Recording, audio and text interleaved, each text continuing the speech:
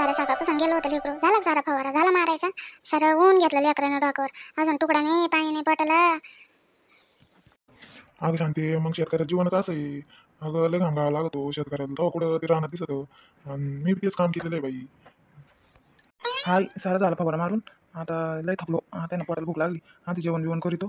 मी म्हणलं आता उन्हाचं आहे ना, काही फायदा नाही, त्याच्यामुळे आलं निघून. तुम्ही दोघं असून येतच आहे का? बाजारात नाही गेले का? मला वाटलं बाजारात गेले असन, त्याच्यामुळे आपला सकाळचाच बाजार असून दिवसभर राहतच म्हणायला म्हणलं तुम्ही दोघं गेले असन बाजाराला. बाजाराला नाही जायचं का? नाही गेले अजून बाजाराला. आज मला बी जीवावरच आलं माझ्या जायचं. उठलं का बाजार, उठलं का बाजार, आज कटाळा आला मला. जातं का तू राहता, जाते का, जाते का? हां जा, आज दोघं जा बाजार आणा करून. मी पाहते पोरीला. आज सासूबाई म्हणून राहिल्या जाता का बाजाराला. आता पोरीचा बाप काय म्हणतो काय नाही. आज बघू, आज बाजारात जाऊच.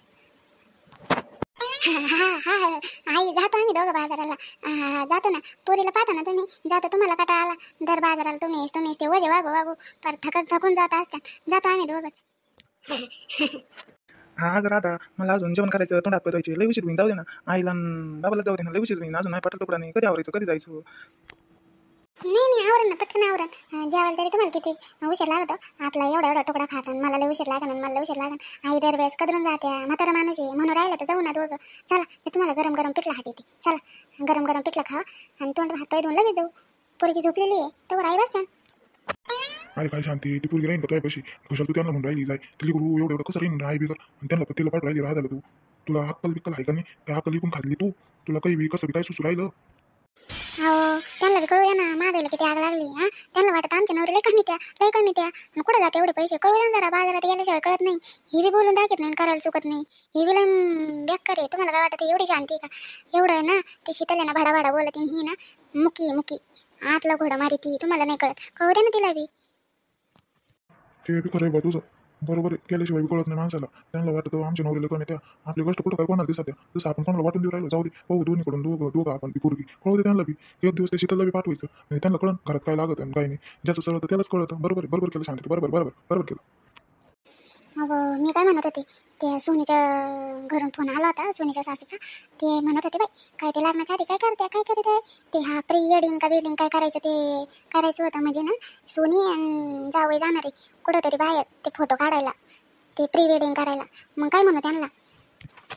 नको नको, ते प्री वेडिंग आणि बिल्डिंग लग्नाच्या आधी पोरगी कुठं पाठायची नाही. ती काय गरज नाही ती प्री वेडिंगची बिल्डिंगची. लग्न झाल्यानंतर काय करायचं ते करा म्हणा.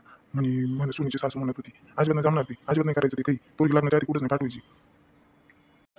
अहो राजेश बाप, तुम्हाला कळतच नाही. अहो आपल्या जमान्यात नव्हतं, आता जमाना बदलत चालला. मी लय पोरींचे पाहिलेलं आहे प्री वेडिंग. काही नाही तसं काही नाही राहत. करू दे ना, ते पैसे लोक आहे करतील ते. आणि जाऊ द्या, तुम्ही पोरगी एकटी नसली पाठवत ना, मग तुमच्या आईला पाठवू, नाही तर मी जाईन, नाही तर मग तिची सासू जाईन, कोणीतरी जाईन. पण करू द्या, नवाच व्हायला आहे. डायरेक्ट कसं म्हणायचं राजेश बाप, तुम्हाला तर कळत नाही बाई. नाही नाही, अजिबात जमणार नाही, अजिबात पाठवायचं नाही. ते अजिबात जमणार नाही. काही नोकरी नको काढू तू बी. मग टाका ते मोडून लग्न. होते तुमच्या मनासारखं, लावा पुरीला नाट. म्हणजे कुठं जमायचं नाही. पहिलं तुटलं होते तुमच्या मनासारखं. सोन्यासारख्या लेकराला नाट तुमच्यामुळं. आणि बरोबर मग तू म्हणते तो पाठव, पण ना म्हातारा माणूस पाठव त्यांच्या सांगून तरी. तू म्हणते तसंच कर मग. शादी करके बस गई यार, अच्छी खासी थी कवारी, यहाँ काम करके मैं हो गई मारी मारी, काम बिना यहाँ दूसरा कुछ नहीं मिलता, सोते वक्त का काम ही चलता, अच्छी खासी थी कवारी. नाही वाटायचं, पटापट धुणं घेते दोन आणि जाऊन आता आराम करीते. सकाळपासून काम पडलेले भांडे, आता दुपारची जेवलेली चटई भाजी नाही तर दिन फेकून. मी कवर घासू आता, माझ्या वाटायचं घेते टपकन दोन आणि जाऊन झोपते. सोन्याचा आपल्याला तर माझी एवढं होईन. अगं शीतल, मी म्हणलं एवढं धुणं झालं का, ते भांडे आपले जेवलेले 2-4 तेवढे घासून टाक. आता मी धुणं धुऊ राहिले. धुणं तर तुम्हाला तेवढे 4-2 भांडे घासू वाटा नका. एवढी नवी साडी बिडी घालून ती पिशी घेऊन कुठं निघल्या? आता एवढं मोठं धुणं द्यायचं, मग भांडे मीच घासायची. मग एवढी साडी बिडीन ती पिशी घेऊन कुठं निघल्या तुम्ही? आणि मला फरमवून राहिलं तुम्ही भांडे घास म्हणून. अगं शीतल, ते आई मला म्हणल्या तू बाजाराला जाय, ते मी बाजाराला चालले, त्याच्यामुळे तुला म्हणलं भांडे घास. मी जर घरी असते तर मग घासलीच असते तेवढे भांडे घास. मी ना बाजार करून येते.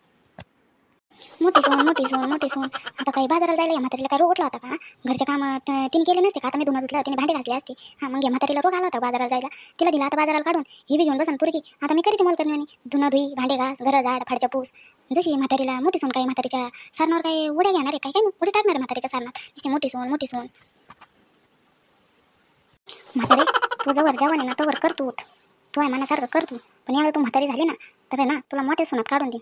तू आहे ना जवळ तुझ्या अंगात आहे ना तर तरी ना तवरच उड्या मारणार आहे. एकदा तू म्हातारी होती मग दाखवते तुला. मग मी बी तुला नाही दाखवलं तर नावाची शीतलच नाही मी. तुला बी तुझ्या मोठ्या सोन्यातच काढून देईन मी. हां, लोक म्हणते म्हातारपणी सोनं पाहत नाही आणि म्हातारपणी सोनं करीत नाही सासवांचं. पण सासूला जवानपणी किती होत राहतो, सोनाला एवढं डोळ्याने नीट पाहत नाही. जवळ तिच्या अंगात अशी ताकद राहते तवर. आणि म्हातारपणी सोनांची आशा लागते, लोक बी नाव ठेवायला येते. मग लोक आता कमून नाही म्हणत का सोनाला आता जीव लावा म्हणजे त्या म्हातारपणी करतील. जाऊ दे मरू दे, मला तरी काय करायचं. मी तरी कशाला माझ्या मीटर जाऊ एकटीच बोलू राहिले, एकटीच बडबड करू राहिले, कोण नाही ऐकायला. जाऊ दे मरू दे, माझं मीटर जवळ राहिलं, माझंच रक्त जवळ राहिलं, एकटीच बोलू. मी पण धुणार आहे जाऊन झोपणार आहे. चटणी ना 5-6 वाजता भांडे घाशीन तवर येतीचे मग ती बाजारावरून. बघू मग का आज आपल्याला ऐकाच का म्हणलं असं बाजारला किती मजा येते ना बाई गाडीवर. हां, ले त्या पुरीमुळं तर मला कुठं बाहेरच निघणं नाही होत ना. जा येऊन म्हणल्या जा बाजाराला दोघं, म्हणून म्हणलं बाई ती गंगा हात धुवलो त्याच्यात तुम्ही बी लई. आणि मला जेवण करायचं आणि मला हातपाय धुवायचे. हा गं खरंच हातपाय धुवायचे. मी नेटत आलेलो होतं म्हणून म्हणलं त्याच्यामुळं. पण आता तुला बाजारला सोपं वाट राहिलं पण पिशी बागवतो बघ ना की येते नाही तुझ्या. चल जाऊ दे मरू दे तेच वाडा. पण मला आज बाजारात आणलेलं आहे तर मला आहे ना वडापाव बी चारू घाला. आणि मला आहे ना ऊसाचा रस नाही प्यायचा आहे, मला ज्यूस प्यायचा आहे. पाचताना अरे देवा, काय मागितलं तर रस आणि ज्यूस आणि वडापाव. चल तुला जेवढे खायचे ना तेवढे खाय, आज मन भरून खाय. फिरून तू खायची वासनाच नाही ठेवतो काय तर म्हणे रस आणि वडापाव.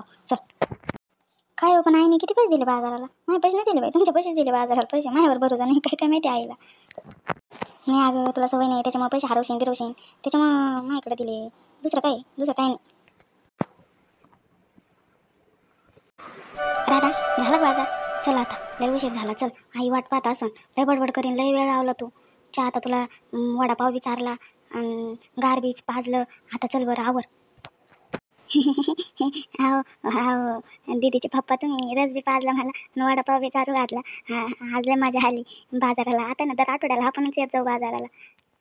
हो दर आठवड्याला तुझी काही किरपेन नाही. आई तुला पाठवलं म्हणून पाठवला. दर आठवड्याला काही किरपेन नाही तुझे. तुला कोण नाही पाठवणार पुढच्या आठवड्याला. लगेच दिलं बा हातभर तोंड सोडून.